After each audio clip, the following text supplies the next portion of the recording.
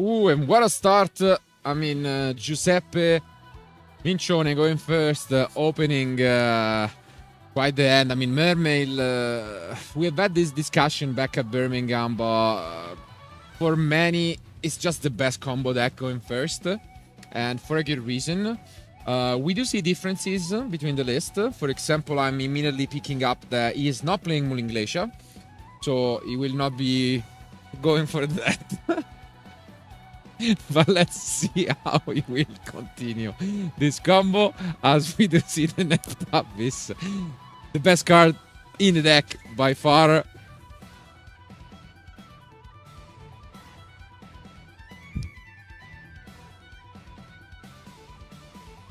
On the other hand, though, I'm looking at the interruptions that we have in deck. And now we're gonna see a interesting start with this minstrel. Let's take a look at this end from his opponent. Do we have any interruptions? Only that impermanence, which we have not used.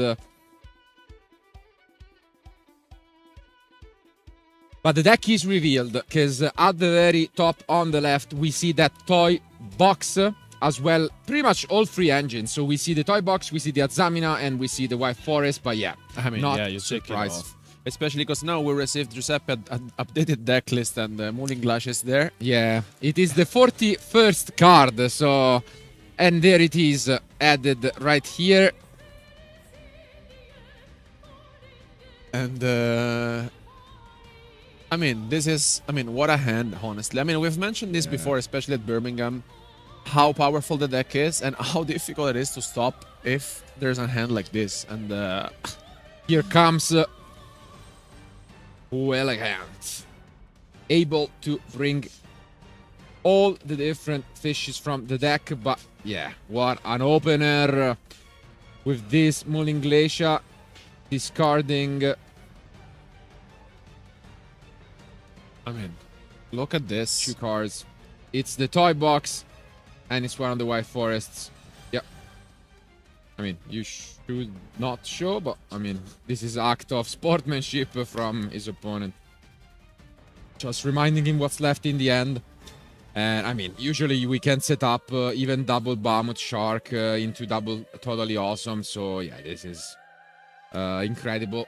And speaking of Mulling Glacier, honestly, surprisingly enough, we've seen some players not playing it. No, in indeed, Birmingham. yeah.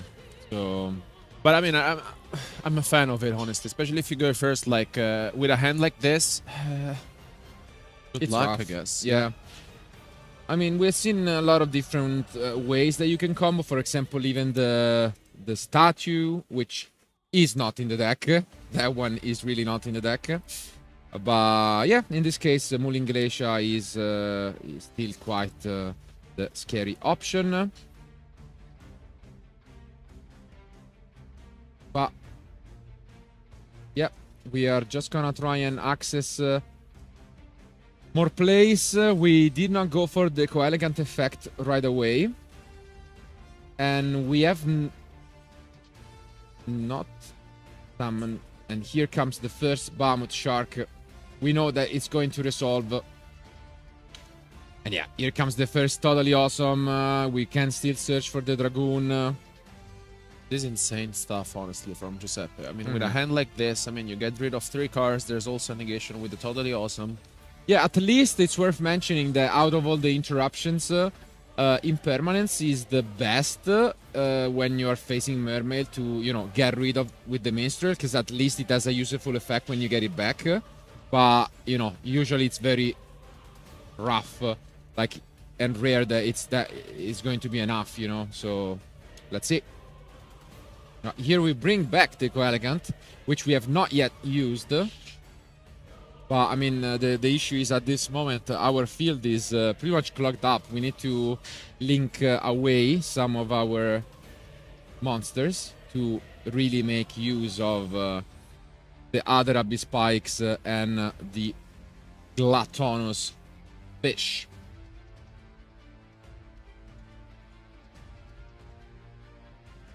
Fish. And yeah, this is exactly what's going on. We just link away everything, setting up just our Mermail King Neptabis, and take a look at this resources in the graveyard. Wow, such Full of pieces.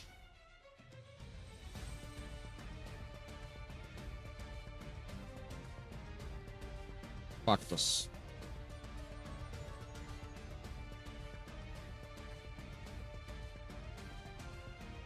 Yeah, Giuseppe in one of those positions where you feel that you have won, so it's just trying to ask if there is any like graveyard effect that maybe he's not thinking about, and yeah, just want to make sure that it is the right thing. And I mean, we mention it from time to time. It's always not really the easiest experience to be playing on stream, especially early on in the day when, you know, you're still maybe a little bit sleepy, and the nerves are really what can make a difference. And here we seem like we are actually going to go for an interesting synchro play into the white aura porpoise.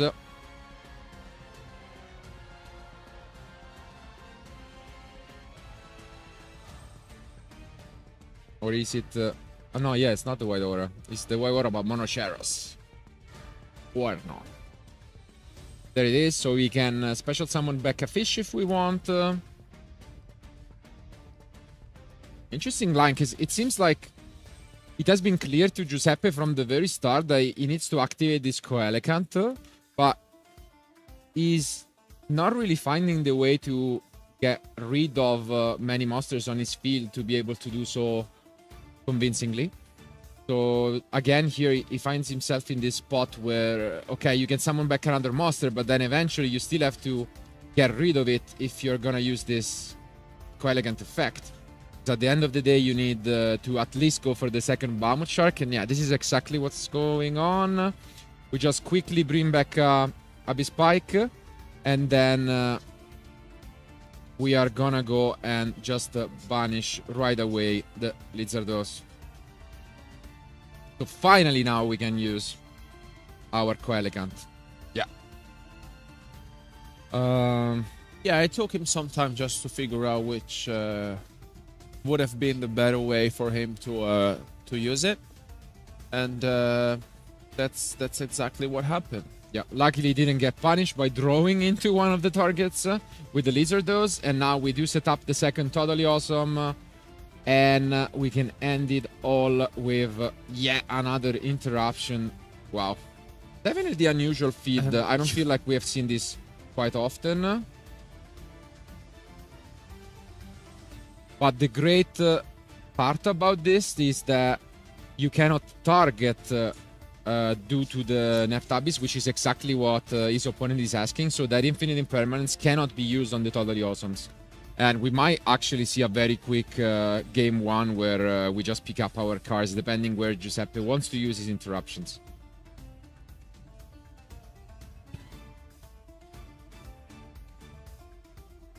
Well, very impressive feel from Giuseppe, and I really like the way he, before proceeding, he just had a thought just to figure out which would have been the better way to proceed, and here it's just thinking if that's the case to negate the deception, and I think it makes sense to do so.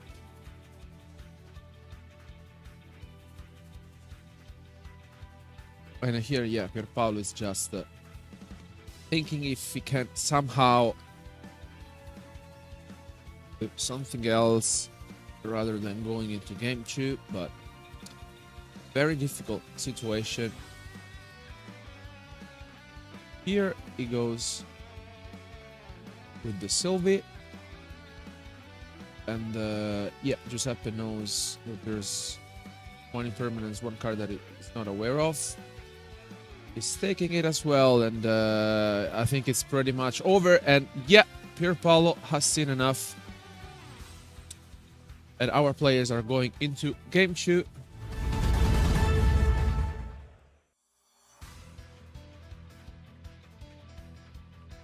here they are now. Paolo will go first, and let's see if... Yeah, Get I'm to curious see- to see these toy cars as well, how they will line up.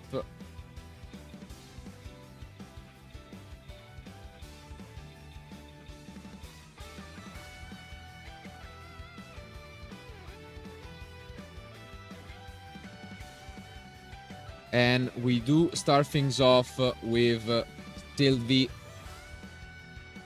We don't really expect, like, we have not seen any Mulcharmis from Giuseppe in the draw phase. Ooh, but we do have interruptions. So now we will access with the Sylvie the woods of the White Forest.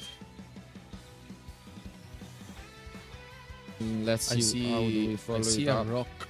Yeah, there is a rock. You're right.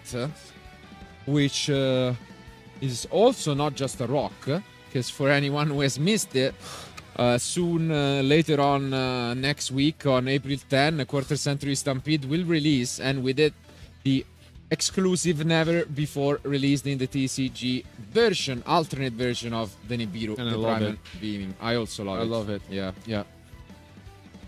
But yeah, now we try to slow down Pierpaolo using this Ash Blossom, but we basically stopped the LZ, and it's still gonna come down. We add the one copy of Tails, and the first Synchro Summon of Pierpaolo's match is out with this Rasiela. Also, Giuseppe is a very experienced player, but do you feel like, yes, he's reading quite a few of Pierpaolo's cards? Do you know where?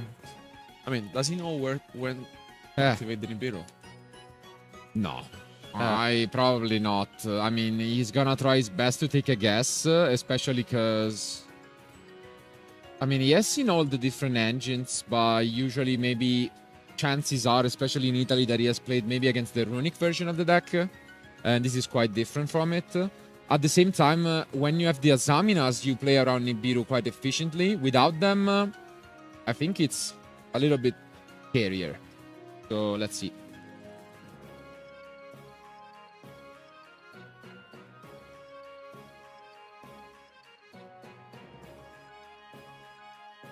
Yeah, I mean, as mentioned here, Pierpaolo is just explaining Giuseppe some cards, and I'm really curious to see now where and when the Nibiru will be activated. I mean, the Ash Blossom doesn't seem like he's not really caring about it. And here comes onto the field.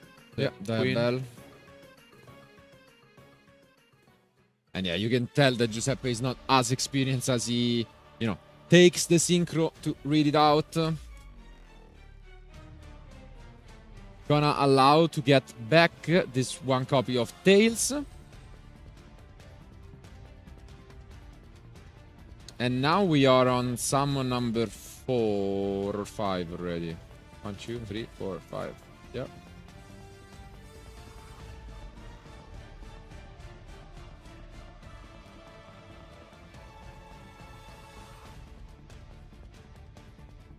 Oh, but we do actually have access to, and I'm a bit surprised. Let's see, because Black Witch of the Wife so can come down and yeah, there she is. We cannot quite tell what has been discarded because all the cards are.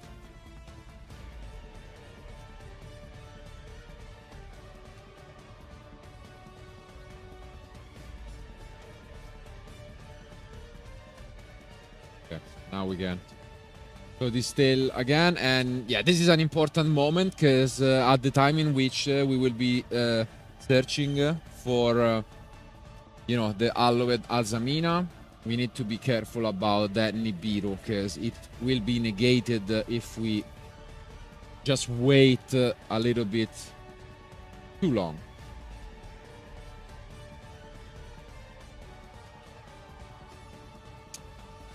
There it comes. Yeah, I mean, I feel like Giuseppe maybe feels it's not the right moment, or You think he's pretending he doesn't know where to activate it? I mean, maybe, honestly. I mean, maybe it's just bluffing. I mean, that he doesn't have anything. I would be shocked if we didn't use it here. And we do not.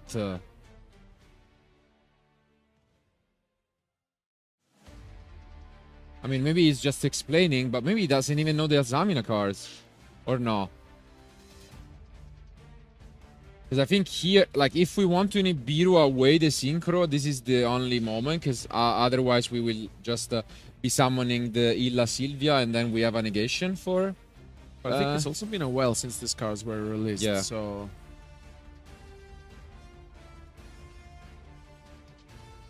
Let's see. I mean, I think he is thinking, so... I would be surprised if he didn't know about them, and... It seemed like... Card has been activated, and Giuseppe is going to be using the Nibiru. Yes, to yes. Chain Nibiru.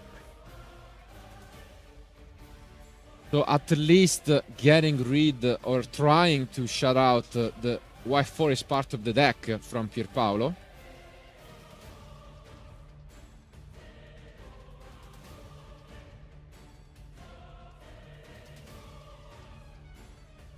And yeah, that's it. So Nibiru is going to resolve.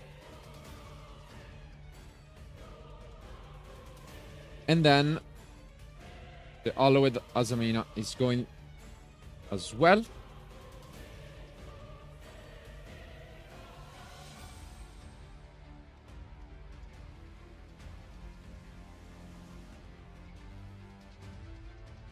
And here comes Mu.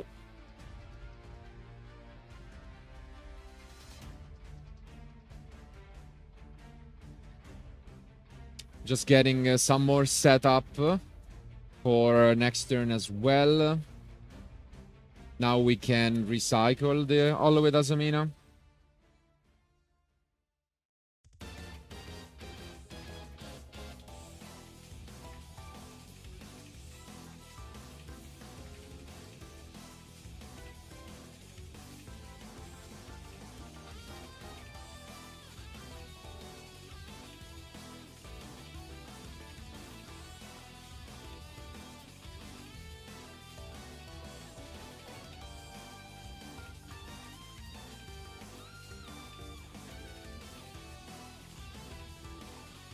But yeah, Pierpaolo doesn't waste much time, goes and link away the token as well into what is the cross sheep.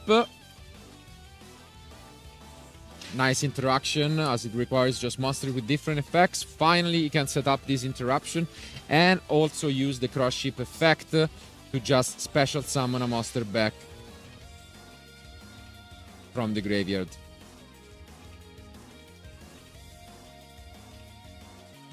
I mean, you can tell Pierpaolo has been in this spot where they have Nibiru'd him before, and he has, you know, tried to find a way to still continue. Yeah, I mean, this Nibiru hurts, but it's still, you know, capable of handling this situation quite well. And yeah, I mean, as mentioned, that would have been pretty much the only spot where the Nibiru could have been activated from Giuseppe. Mm-hmm. Yeah, it was maybe just, I don't know, the Ash Blossom that was not necessarily the right answer there. We could have also kept it, but I guess not sure how useful that could have been. I was thinking if we shut down the Azamina engine, maybe with the Ash Blossom specifically, then we can Nibiru later on in the combo.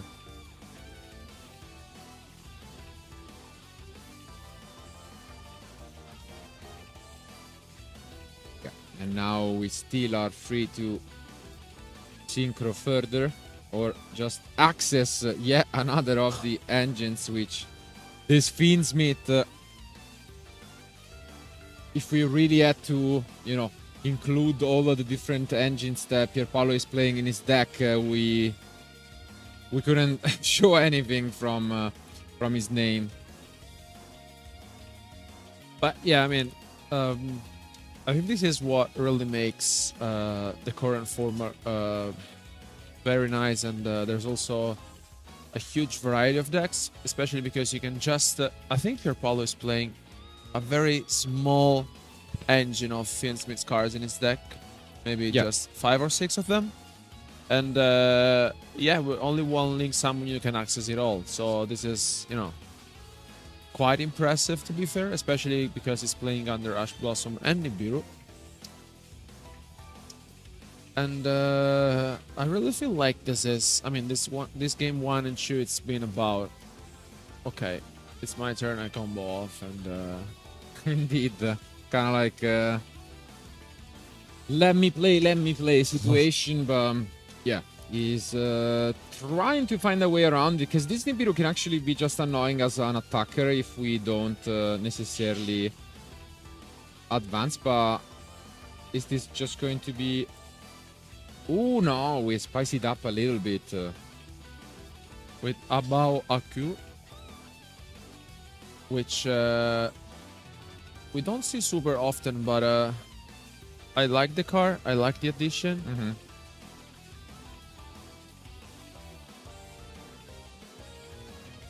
Yes, so many plays coming down from Pierpaolo, accessing this Ursiela once more.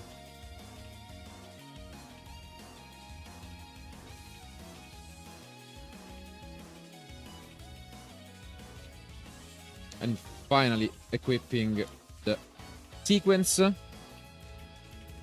Well, I mean, Pierpaolo seems quite satisfied, so end phase, it brings it back. And yeah, and it's a pass. Oh, and we draw into the second Ash Blossom. Not quite what we wanted to see.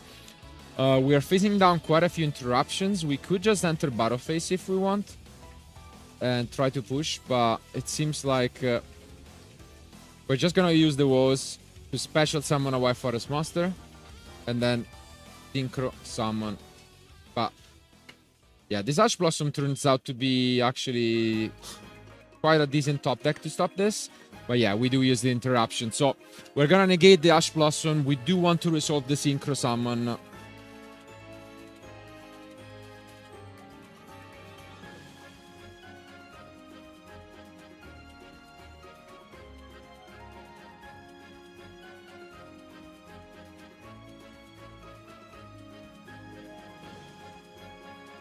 And yeah, here comes the synchro of choice. Once more, this Diabell coming down, adding a spell and chop back from the graveyard.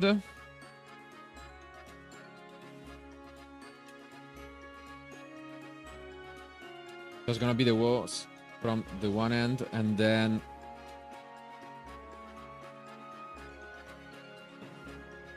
we are left with 3 cards. We do have the Neptabis, to be fair.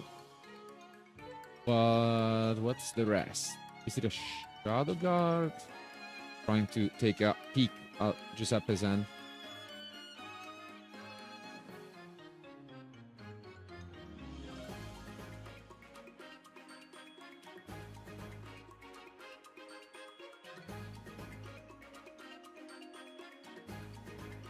well, I mean, I think Giuseppe here can give it a try. Yeah. I mean, here comes the Neptabis. The good part about it is that it's cost, of course. So it's not really the best target for a Desiree, as we are still able to send the Dragoons. It only stops half of the effect. Okay, interesting. And yeah, I think Giuseppe is picking up his cards. That's enough. Yeah. Doesn't really want to waste time, and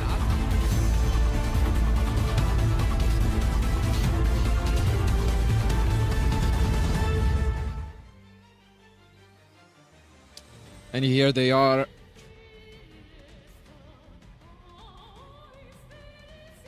And I think this could also be one of the main reasons why Giuseppe is not playing 1-for-1, for example. True. So very surprising, by the way. Yeah. Don't know how much I agree with that decision, but yeah.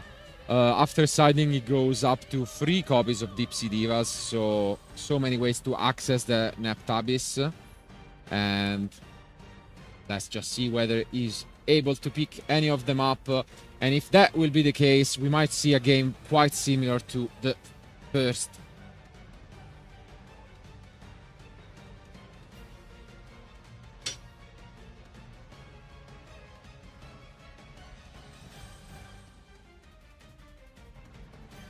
And I see the Diva as the first card being drawn by Giuseppe.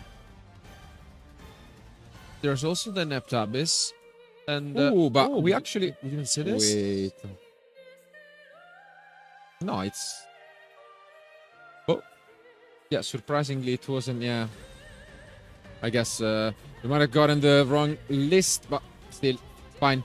We do see one of these 2 cards probably coming from the side deck, and we are gonna discard the Diva to snipe out this Ash Blossom. What do you think of the Meowls in general in this matchup? It's okay. I mean, I don't like. I mean, the card is generically good against MERMAIL. I think it's fair. Yeah. It's not like it shut down his entire strategy, but I think here, yeah. I mean, having a look at Pierpaolo's and getting of the Ash Blossom, I think it's huge, especially because we have access to the Neptabis. Yeah, it's surprising that we discarded the Diva. Means that, yeah, exactly. That we already have access to the Neptabis.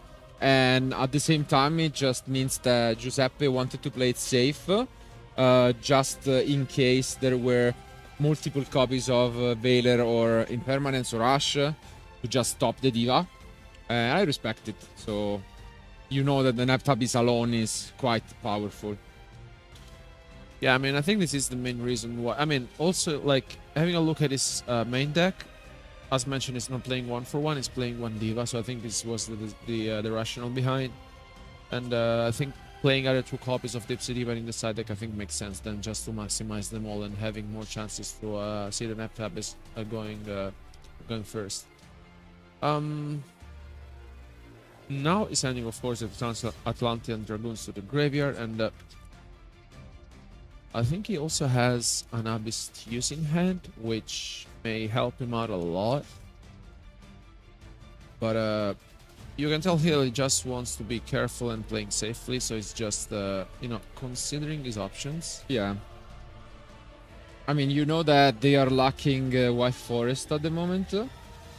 They had a pretty heavy toy end, which is kind of unfortunate because they only played like 3 of the monsters to search it with the toy box. So you don't really want to see both together. Just the toy box alone is pretty good. And yeah, the end was really not that great from Pierpaolo.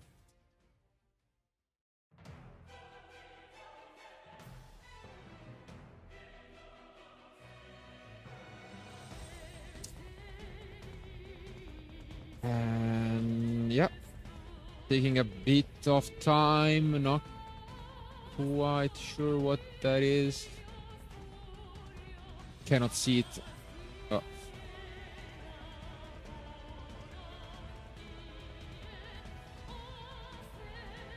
Okay, now we do. So it's gonna be another Dragoon.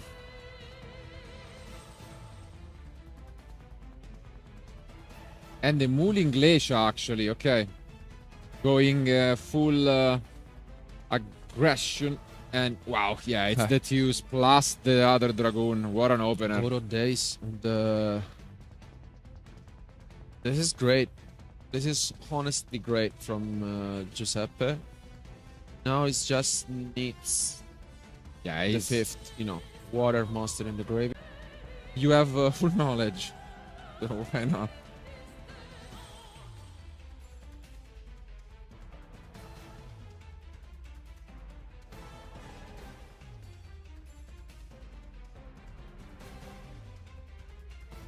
And yeah, here comes the usual suspects. We will probably give his opponent a draw. Yeah, makes sense, because at the end of the day, you give them a draw, but you then Mooling Glacier for 2. And this is exactly what we have seen in game 1.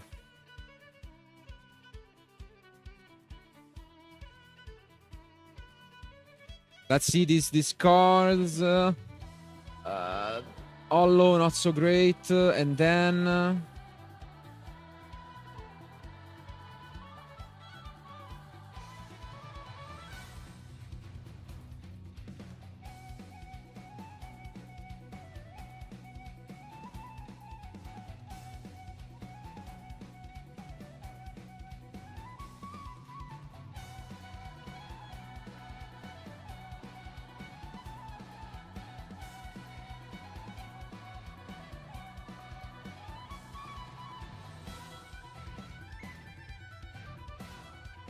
And yeah, here comes the second discard, which is the toy box. Oh, good pick. Yeah, that's a good one.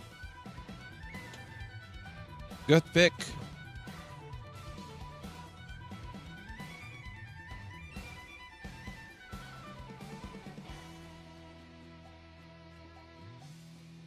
And yeah, this is, as we've mentioned, exactly what we have seen in game one. Now the goal is once more to try and clean away a bit of our field in order to then go for the Coelicant and just bring out some Bahamut Sharks and Totally Awesomes. And yeah, I mean, that's not gonna be easy for Pierpaolo to fight back. It's worth mentioning that there are about 9 minutes remaining, so Giuseppe is comfortable, but you know, these combos can take a while, and you really don't want to have a draw just due to you playing a little bit too slow. So he needs to pick up the pace at some point. And we are just gonna go for an XYZ Sims. I mean, yeah, let's just see if he wants to play it slowly, just go Gaios or something like this. And yeah, here comes Gaios. And then we're gonna use the Coelicant, discarding the Shadow Guard, summoning all of our fish monsters. I think it makes a lot of sense to have it played like this with the Gaios and... Yeah. Exactly. Well played by Giuseppe. Now we do access the Totally Awesome. What an opener. Yeah, impressive stuff. And I think that's it. We pass turn with Gaios Totally Awesome. And again, this setup is very similar to game one, except there is only one Totally Awesome. And Pierpaolo starts things off with a face down card. And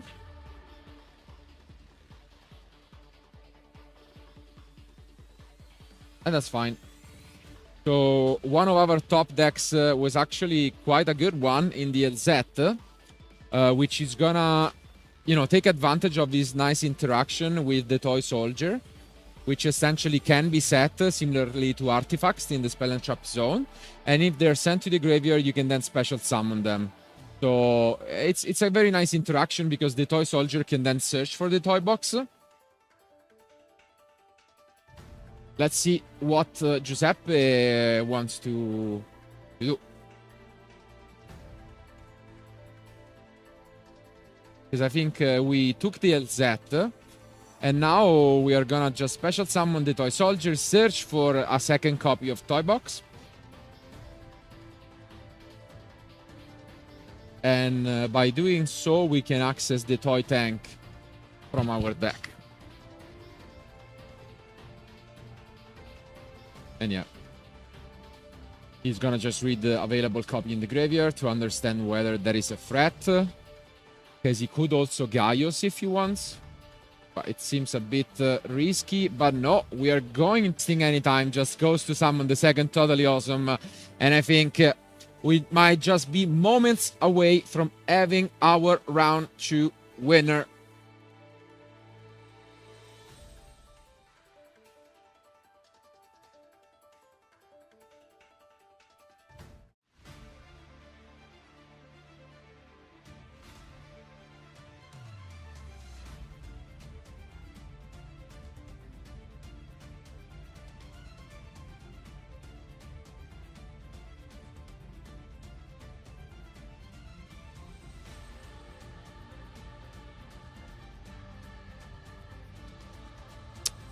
Giuseppe luckily remembers about the Abyss Gaius restriction, linking in off for these lizardos.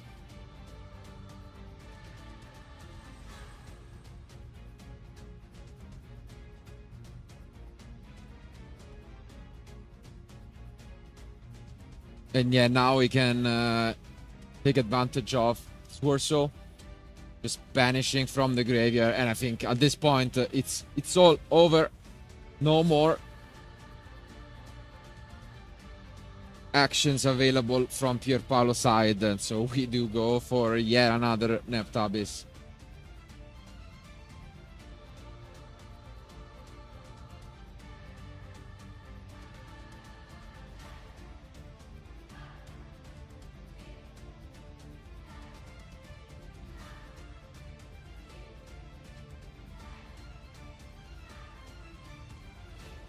Yeah, here just a bit of show off from Giuseppe Pierpaolo is just witnessing the inevitable, but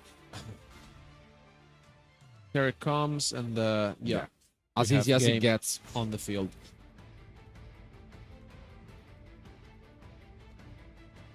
Good effort from Pierpaolo, but this is plenty of damage, and Giuseppe takes the match by storm. He is our round 2 winner.